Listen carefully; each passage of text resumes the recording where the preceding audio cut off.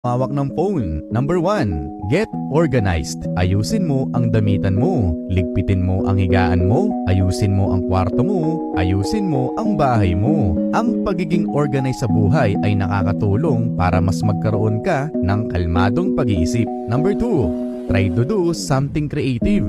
Mag-drawing ka, mag-painting ka, magsulat ka. Nakakatulong ito para mas madagdagan ang skills mo and at the same time, mapapahinga ang utak mo mula sa teknolohiya. Number 3, get moving. Mag-jogging ka, mag-exercise ka. Iwasan ng umupo o humiga ng maghapon habang hawak ang phone. Ang hangin sa labas ay maganda sa pangangatawan at sa ating isipan. At number 4, read a book. Instead na magbasa ka ng mga walang kwenta sa social media, mas magandang magbasa ka ng libro. Mas marami ka pang aral na matututunan dito at mas mag-i-improve ka pa sa buhay.